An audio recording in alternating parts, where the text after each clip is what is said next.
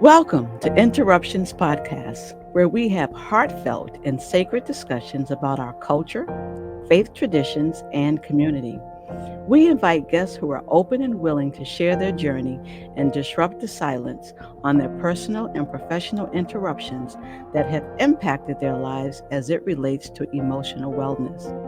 My co host Kathy and I are passionate about every episode and are committed to providing actionable advice that you can apply today to reinvent yourselves and on your life journey and encourage you to develop a path towards healing. I am your co host, Reverend O, and my co host, Coach Kathy, is in Boston having fun with her family. So she left me in the studio flying solo. So, our podcast today, our series is called the Parking Lot Series. And as our guest knows, I will introduce them in a minute, is that whenever you're in a workshop, when you're teaching, you're a student, and you ask a question and the teacher doesn't have enough time to answer it, they say, I'll put it on the parking lot and we'll get back to it. Meaning, can't talk about it now, but I don't want to ignore you. And Kathy and I have been doing these podcasts for over a year. I've been teaching interruptions, which Mrs. Clark, one of our guests, is going to talk about a little bit. So she helped me launch my first Facebook site. So I've been able to, been blessed by God to turn my trauma into healing. So from that, I have written a book, as you all know, Interruptions, and God has led me to create a workbook, and it's called Let's Talk.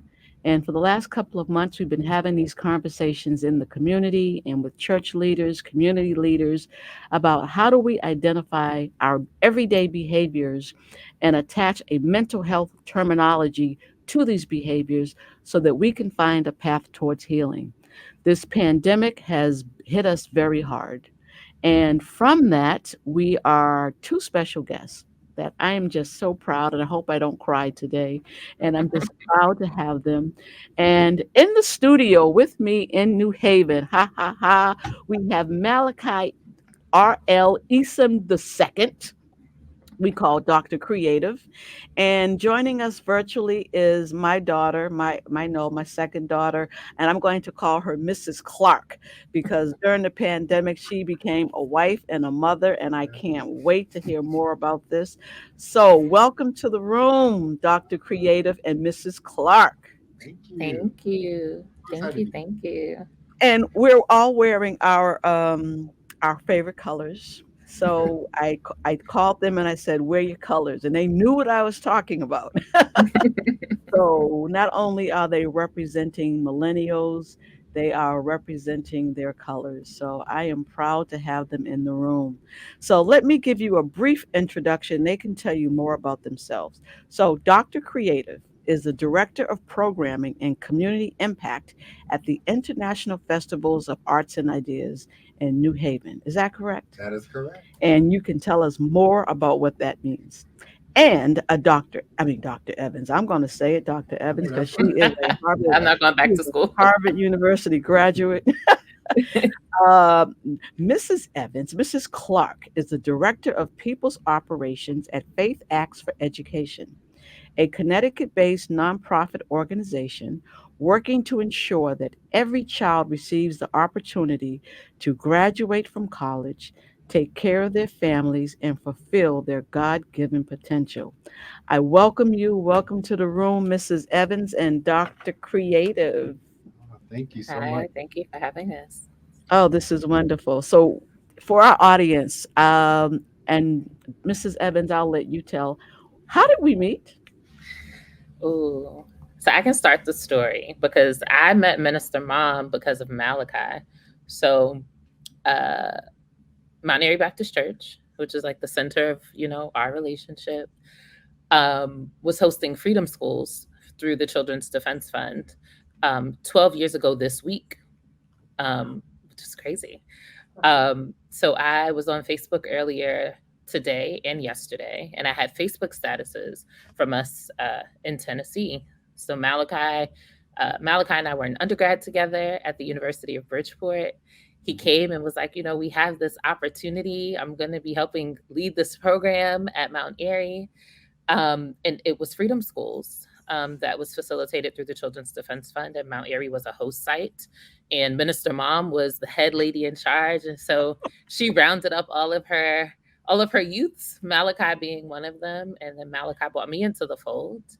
And I remember going into your office in the church and having like a really stern, but my very first real interview in the real world. And I got the job. I was leading the big kids, the big middle schoolers. And that's where it all began. And I like to think about you in so many ways. I don't think you know this. I might get emotional. Um, were a catalyst for so many experiences in my life and for who I am right now. I remember one time you saw me walking from, I was just telling my husband the story actually, walking from the campus to the church every day because I didn't drive a car. And you saw me. And you were like, what are you doing? Blah, blah, blah. And so from then on, you would either pick me up to take me to the church or you would drop me back after church. And in that car, you asked me, what my relationship with God was and if I knew who God was. And from then on, I started going to Mount Airy because you brought freedom schools to the church. That summer, I fell in love with education. Now I've been leading in the education sector for 12 years. I have a master's degree from Harvard in education policy. Congratulations. And so much about that experience, which is why it's almost so kismet that we're talking, the three of us, this week, because so much about my life started 12 years ago this week. And I had And no idea because it of was you. 12 years. Yeah. So, Malachi, what was it like for you? I mean, she gave the introduction and you started, and that's how we met when you came in for the interview for Yeah. Freedom School. So let's talk about it for you. I heard her experience. Well, it was definitely the start. I was saying that before we got on. Like you definitely like launched like leadership for me. So that was my first real paid leadership role. Okay. So first time that I got like money that I could actually like save or spend, whatever I wanted to do. And you really believed in me and you gave me the tools that I needed to be a great leader. It was something that was new to me, but I knew it kind of was like in me, and you kind of like pulled it out for sure. I was sharing with earlier, like my first time ever going on like a business trip, and then being trusted with money, being trusted with people, trusted with students. Um, and the wonderful thing about that position at the Freedom Schools is that I could also be creative. Uh, and I didn't really have nobody tell me I couldn't do it. I've been in a lot of roles where they're just like, maybe a little bit too much, Malachi. I don't know. But with that role, I was able to be creative. I was able to think outside the box, which is my strong suit. And from that, I started to really start the journey of realizing who Dr. Creative is and why I go by that name, which is because I think best in a creative space. I think best at problem solving. I am very good under pressure. All these wonderful things that started in that moment. I really talk about those things. I talk about it in interviews.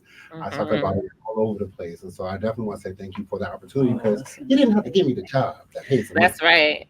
right. Listen, let's give credit to Dean Holmes because Oh, I yes. asked him Dean for Holmes. students that I said, this is what I'm looking for. He said, I have somebody for you. And Malachi came in first, and your energy was exactly what we needed. Your smile. And it's like, and I wanted to say you're hired before I even hired you. Oh, thank But you interviewed, you both of you took this interview serious. You took the opportunity serious. I wanted kids to see what the future looked like for them. And that was the most important thing. I think you did a great job of like pairing us together. We always had like a good connection in college. Yeah, You that's was right. UB was us. UB was our, the 4 Okay. years we were there, UB was our That was campus. us, right? So But another story for another day. that's another day. But no, it was definitely the perfect personalities you put together. I believe that Josephine was also a part of that as Yes, and well. just not forget Yep, Josephine. yep. And so it definitely Portia was. and Rose. Yep, Oh my Portia, God, yes. and she's Reverend Dr. Portia, and she's Hello. yes, so she's in New York, and Portia is doing her thing, and Yes. Rose got married, and she's actually my granddaughter's godmother. Okay. Wow. And So Shakira, we can't forget about Shakira. and Shakira, Oh, all the yes, names are getting- Oh, all these memories are coming back. I Yes, know it's and all coming back. so And yes, Mike, we can't forget Mike. Girl, you remember everybody. Yeah.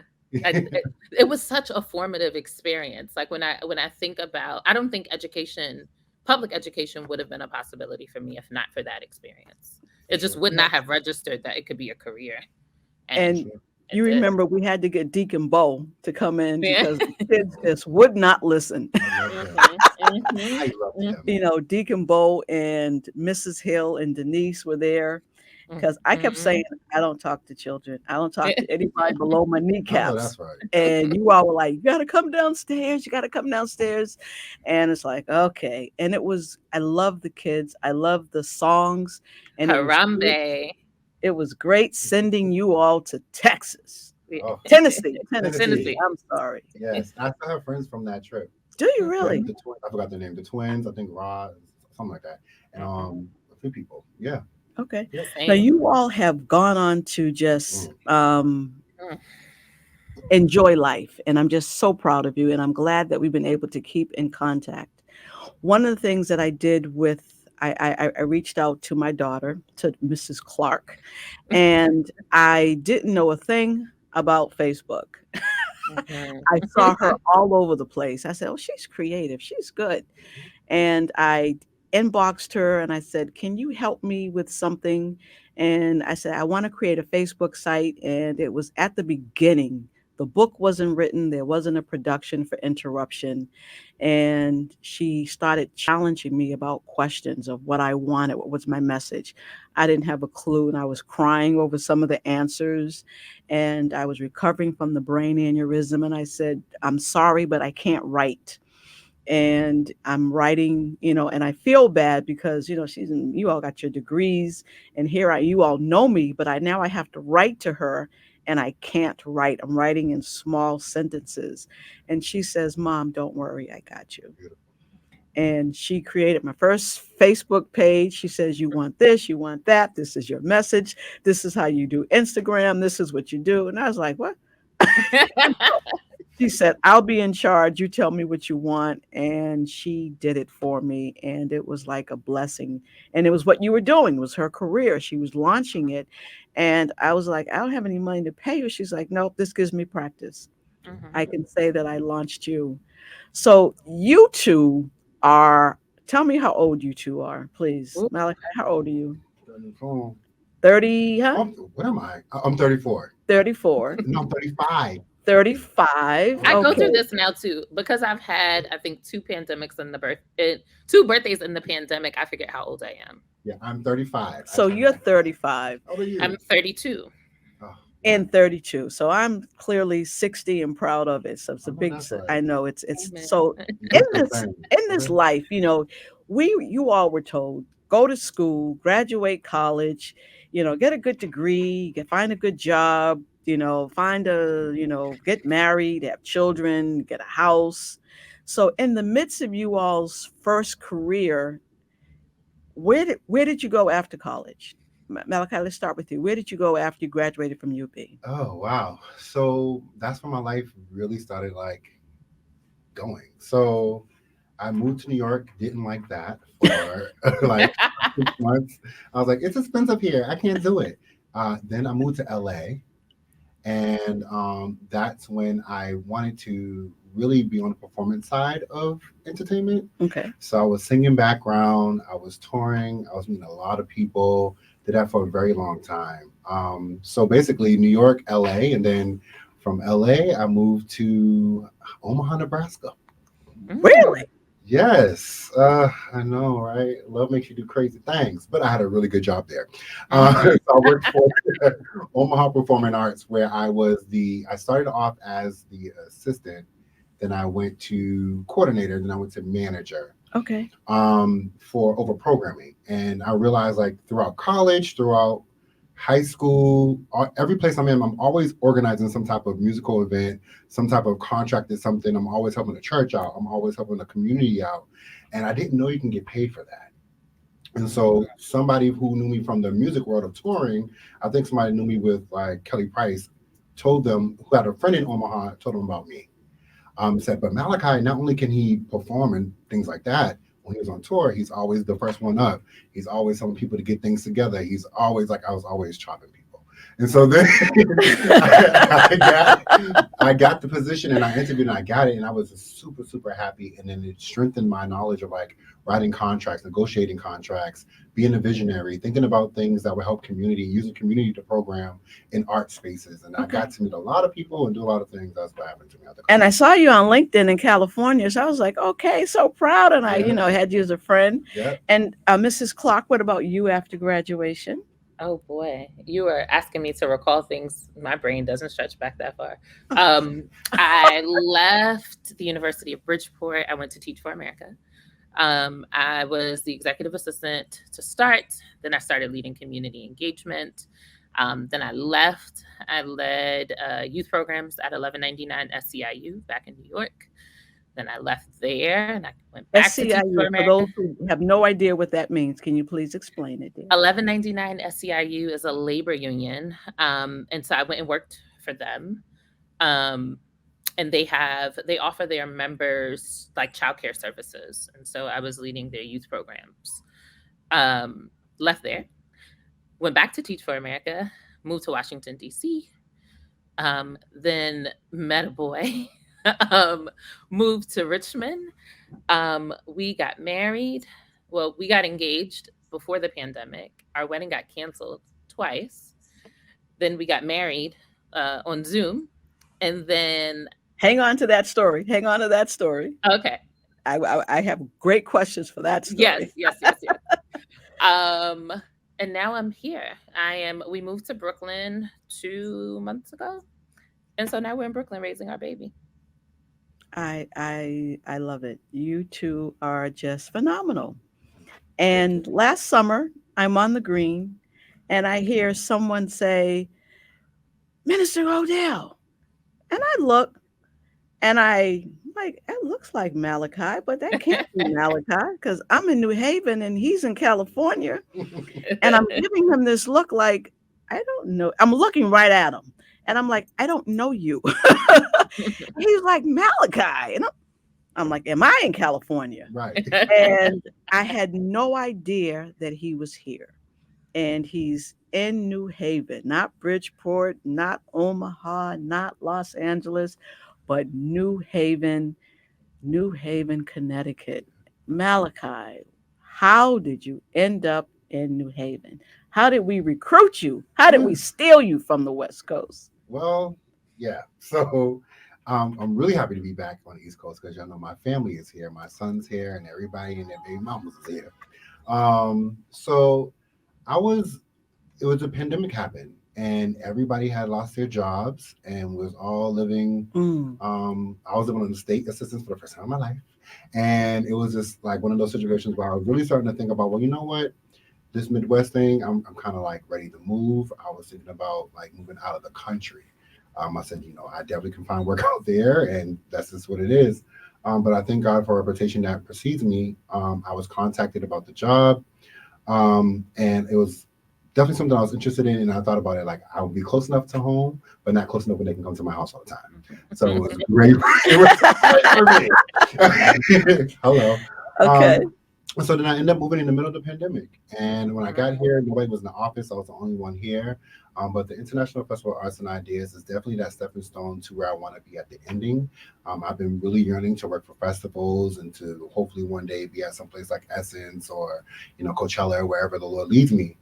So this is definitely like that stepping stone, but the staff and the board members, everybody is so great. I'm here for a long time. Like I'm here. This is now home. But it's definitely has opened up doors for me that I just couldn't imagine. And being in my doctorate program, it's not too crazy where I can't continue my work. Okay. So it's dope.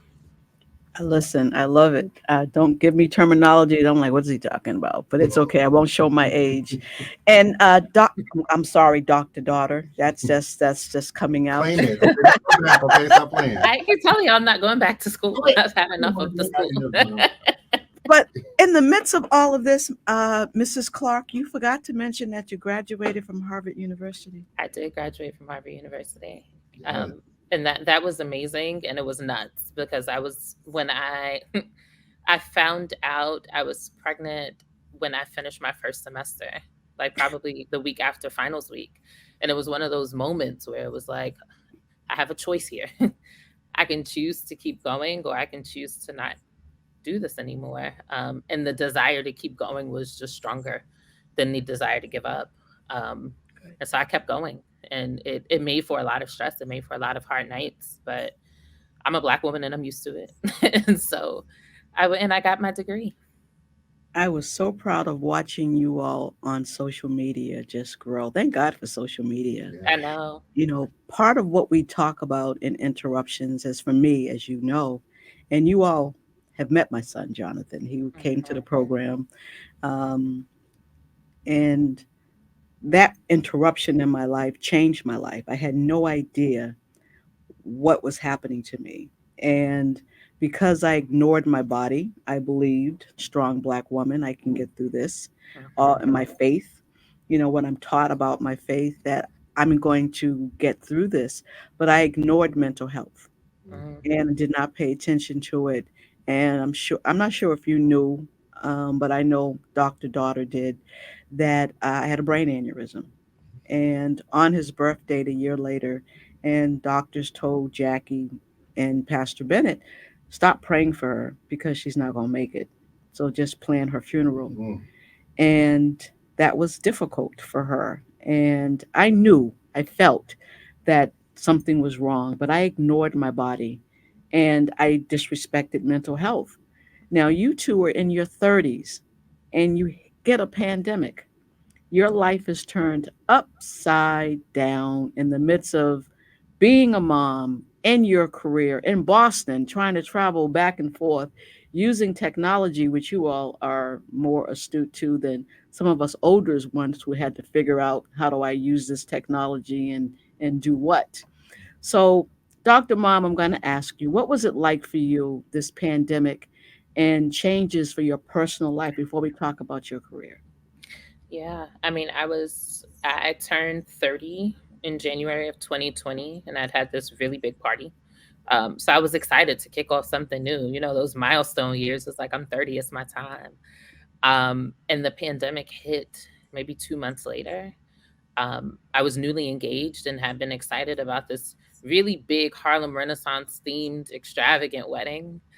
Um, Because I was and coming. you I were was coming, right? You were coming.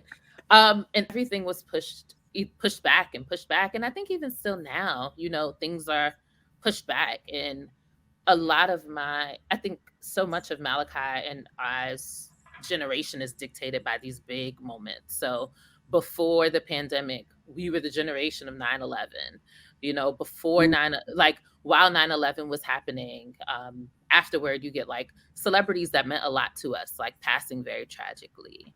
Um, you get just it feels like our generation is dictated by interruptions. And so the pandemic felt like just another one. It feels like every time we hit a critical milestone or a time in our life when things are supposed to thrive, the world hits us with something serious. And so it wow. felt horrible. It was terrible. And sadly, it's just I can't say it's I can't say it's unexpected because so much of my childhood and adulthood has just been dictated by things, you know, really just being upended. Okay. That is unfortunately the experience. And it's not something that we ever want our children to have to experience at all. It's we want life supposed to be very different for you. When I graduated from college, I had an interruption, but it wasn't this type of interruption. And what was the pandemic like for you? Where were you during the pandemic, Malachi? What part of the world were you in? Right. Where were Wow. Thanks, you? guys. Carmen, San Diego. First of all, I want to say congratulations, Anisha. Like you, I'm sorry, Mrs. What's the last name now? Clark. Clark. Clark. Okay. I'm so happy. Like I followed you on Facebook and Instagram, just seeing the work that you're doing. Like it makes me happy just to know that somebody that I know has continued their education, has continued working and doing great things. Falling against that, and I know you outside of whatever, so I know the things you had to fight from growing up from where you're from, just to see where you're 100%. at. That part is freaking lit. Okay. Thanks, So Malachi. you're definitely like the image of what people need to be looking at. So continue Thank it. you. Thank you. Um, the pandemic sucked. It sucked. I was going. I was going. I was keep it real. I was waiting for it. Okay. I was depressed. I had just got out of a 7.5 year relationship. Mm. I didn't Mhm. have any family in Omaha, Nebraska. In those spaces, like all my friends were basically his friends. And so it was just like I had to find myself and hold tight to those who were truly my friend. Okay. So I didn't Been have there. yeah, and I ain't gonna lie, with some pride, I probably could have found me a little something to do on the side, but I also knew I didn't want to work nobody's like wax store and have a salary. So I just survived off of the state. Mhm. And I really just took a lot of time to do therapy. That's the first time that I've learned Mhm. Good. the importance of therapy. Now I come from a generation that therapy don't mean nothing. Go to the Lord, go to your pastor, talk to your best friend type of life, you know. But Mhm. therapy was just something a buzzword I kept on hearing. And I said, let me just try it. It's a free service. Let me see how I can get with it. And therapy is what got me out of a dark space. It was dark. Mhm. Usually I'm like loud, goofy, and talking random stuff. I was like silent in my house on my couch watching TV, and that was it. So therapy Mhm. is what really got me out. And I think that once I got out of that space, the doors started opening. I started building my relationship with God over again. And God just opened up doors back to where I was, but greater. And I'm Mhm. hearing a lot of that. Dr. Daughter, what is it with your generation? You all are millennials. Your generation that you're not supposed to. Where did you, who taught you that you're not supposed to seek counseling? Don't tell anybody your problems. You Keep it to yourself. know, Keep your head down. You're strong. You can get through this. Hmm. Where did you hear that from? And why I'm pr- is counseling a challenge? yeah, I'm proud to say that it's wise counsel that I think we disrupted and ignored. But I like, there's a, I think of it like when you run a baton race and you have to pass the baton. I think each generation before us has a little bit less emotional capacity to deal with certain things. And Hmm. so my mom didn't have the capacity to, understand that therapy was an option. My generation has better jobs. Therapy is like more mainstream. And so it's a lot easier to have a conversation. My major interruption actually happened the first day of my senior year of undergrad when my grandfather died very unexpectedly. And then 2 years later, my uncle passed away. And like at the precipice of that, I was like, I got to find a therapist. And I've been seeing that same therapist. That Amen. was 2013. I've been seeing her since then. And Good. so So I good to think hear that. yeah, we just I think our generation is really good at rejecting the notion and like applying critical thinking and saying, I know you said this, but like what's behind that? And I think our ability to like lift the veil on things says that, God is important, but our experience with God is dictated by humans who are flawed. And so and my thought is always, if God sent all these humans and angels down here, the therapist must be a couple of them angels, you Yeah, know for like sure. I For need sure. to sit with someone who doesn't love me so much that their perception and advice will be biased. you Okay. know Hmm. That I need my is therapist. That is so good to hear That part. because as I'm teaching interruptions, I'm hearing a lot of people my age, what I went through, what I struggled with was told, don't go to counseling, don't keep things to yourself Yeah. and Mhm. just pray more. And I had people at the church saying, well, Minister Reverend Cooper, you're just not praying enough, Mm. or, have more faith. And someone said, did you stop tithing? Oh. So it's like I'm dismissing all of that because that's not going to help me to heal. So, and that's what I had to do. And I'm trying to teach that to folks to just challenge, like you said, challenge what you've heard and Mhm. figure out where did it come from. And if it doesn't work, discard it. So, but now you two are in wonderful careers. You are still in the tail end of a pandemic, Mhm. and we're still in this pandemic, and you still have challenges. So, Dr. Daughter, dear, um, Mhm. education. You're Mhm. in Brooklyn, your job is in Connecticut, which Sure is is. unheard of, but Uh-huh. it's the time. Yeah. So, talk to us as at our last couple of minutes of this. What challenges are you seeing for the young for our in terms of education in the pandemic? How is Yeah. this pandemic affecting the education as you talk about your goal is to make sure that everyone has the opportunity to graduate from college, take care of their families and fulfill their God-given potential. I've got a granddaughter who's just trying to get out of third grade, Mhm. and The teachers, no homework today. Yeah, that's Jackie's daughter. So the whole thing is, oh, you were good in school today, so you don't have homework. I'm like, oh no, Hmm. you have to have homework. So what challenges are you seeing in education from this pandemic? Yeah. First, I want to acknowledge that Malachi is also a father. Malachi was a father when we were in undergrad to a baby Yes, baby I who is remember now that. a teenager. And Oh, so, man. Okay. right, those parenting woes I'm not ready for. But I think with every field, including education, the pandemic just made things worse. It illuminated challenges that we were already having. And so school shootings have increased, right? The mental health, the number one demographic of people committing suicide right now are Black boys. Mm, And so this notion that, people have been isolated, and, we think of isolation and we talk about Zoom and we talk about these very sort of like almost middle class privilege things, but there were kids in isolation in very toxic environments. There were adults sitting with themselves who were not equipped to sit with themselves. We didn't have any vices. We didn't have, there was nothing to go to. And so now we're slowly coming out of that, and everything is revealing itself. And so I would say education is as bad as it's ever been. um, Children are having the hardest time that they've ever had. We have therapists and stuff. These little ones are depending on us and they don't have anything. And so I think our work is more important than ever. The need for okay. community, the need to like do things like this and reminisce on the good old times 12 years ago when we were on a farm in Oh, when Tennessee. I was You skinny. know, Oh, yeah, when I was skinny, okay. like before, the need to do things like this, to be together in community, to work toward challenges together, I think is more important than ever. Um, Okay. so we went so long without each other. Okay. Now, thank you, Malachi. And that's what I'm feeling in terms of when I see my granddaughter come home from school, a whole semester, a whole period of time where there's no homework Yeah. because they can't bring home paperwork, and we're trying to help her with math and reading and so forth. It's very challenging. So, Mhm. Malachi, your job, Dr. Creative, your job is to bring entertainment to the stage, bring entertainment That's right. back to the green during this pandemic. Yeah. And it's challenging.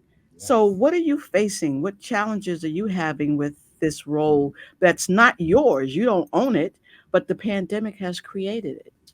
Well, we the best entertainment is in person entertainment. Okay. Yes. Mhm. We tried the online jump off. It was not hitting the way it needed to hit. Um, I hated working in that space. Because I get the vibes. It's something about the bass going through your chest. It's something about seeing the effects on the stage, whether it's Broadway. Yes. But we're in a place where people are actually being cautious about their well-beings, and so people are afraid to be back in spaces. So Mhm. last year when we did the festival, we were a hybrid. We did in person for those who chose they wanted to come. They'll show us their vaccine cards Mhm. with social distance, but we also had a live stream option. And this year, we're still trying to get out of that. Now we say, "Oh, the pandemic's gone, baby." It's not gone. People are Mhm. still getting hit with the COVID. So we're trying to figure out ways of getting people excited about being back in spaces. Now the artists and the Broadway shows and the performers and the musicians, they are ready. They're ready because they was without work for almost 2 years. Okay. But it's getting our people from our community back into spaces and being able to fellowship together. And I think that comes through programming. So Mhm. what am I putting on the stage that's going to really make you want to come out? Is the fact that Gregory Porter is going to be there on the 19th on Oh, the parade yes. for Oh, free? yes. Oh, I don't know. yes. Maybe. Oh yes, I'm plugging. Okay. I'm, this is why you're here to Yes, plug. maybe that's going to happen. Maybe it's the fact that we're having Dallas Black Dance Theater, who is a great team from Texas, that's coming down and showing all their art on in one of our spaces. You never know what it is, but I've tried really hard to find things that adapt to everybody. Whether it's Los Cafeteras, which may hit a different demographic, finding people that are going to bring people out. And I think once Mhm. you get out and it's a success, then we'll be able to move back into a regular space. So right now we're not in a regular space because the Right. work has to be done to get us back there. So that's where I'm Okay. at with my programming.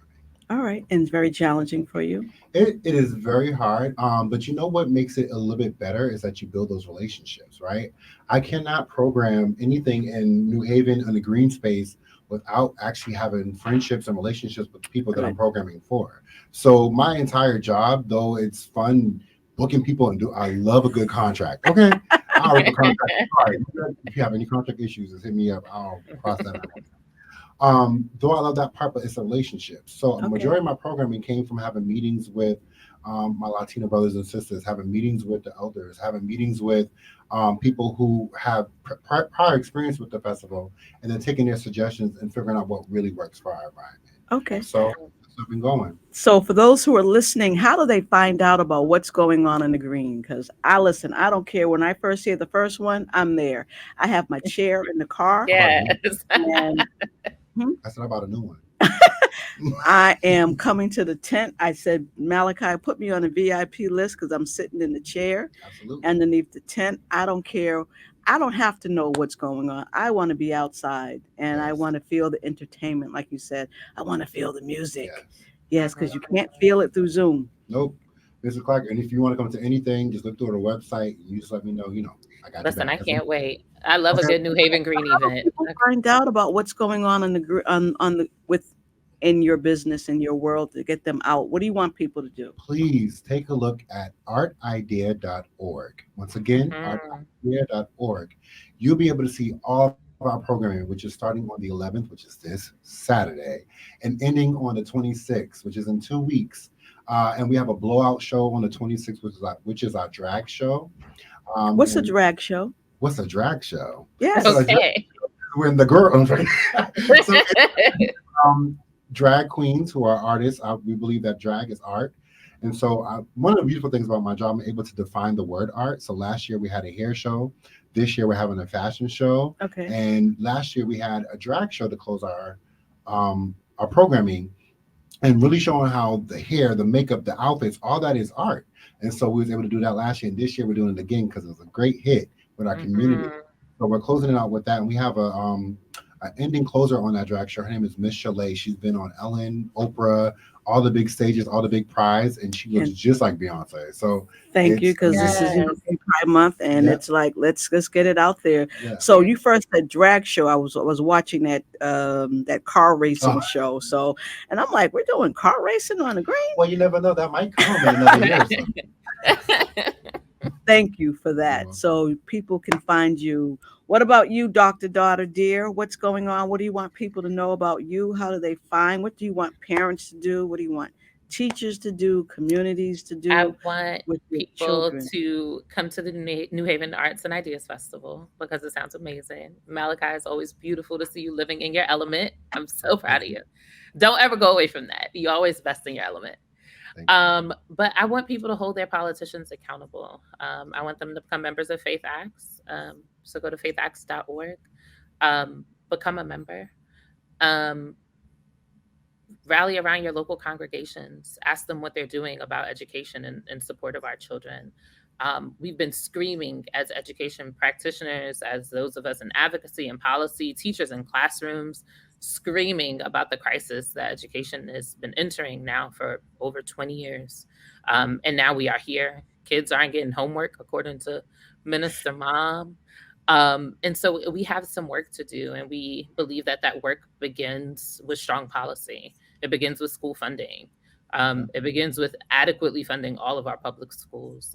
And so if you are looking for an opportunity to be involved, to leverage your voice to make some things shake, hit us up at faithacts.org. Thank you. Yes. I'm so proud of you too. I'm Thank very you. proud of We are you. proud of you. Right. That's what I'm Okay. Can saying. we Like, talk you're about doing, that? hello, like, Can you're we talk doing about that? a whole lot right now. And I'm really, first of all, very glad to be here. It's good to have this connection and also just to hear some more of your personal story. I knew some of the things, but it's good just to hear it from you and just to know that at the end of the day, I'm definitely here praying for you. I'm definitely here if Thank you you. need anything. You have definitely been the start of a lot of stuff. A lot of people, apparently, two people that are talking with you right now. Do never Mhm. stop giving people those opportunities. I tell my friends all the time, it takes a yes to make somebody's career to go somewhere far. And you was that yes for me. And I thank you for being that yes for me. I So, thank you. Thank you yeah. both. And I just thank you all for you have said yes to me. I clearly remember hitting you up saying, I need some help with this. Like, what do you need? I'm like, I don't know. And then she sends me this professional document through Google, right? I'm like, what the heck? I didn't know how to You use know, it. I love a good document. Hello. She had documents, had questions and surveys, and she forgot that brain aneurysm, and I couldn't figure it out. And I put a sentence here, a word here, and she said, "Let me help you." We made it But come together. you allowed me to, which is the most important thing, to be vulnerable and to say, yes, this is who I used to be, but this is not who I am now. And I'm reinventing myself. I'm struggling because I want to be relevant. And pandemic wasn't even on the radar. It was just, I needed to reinvent myself to be relevant and to be here.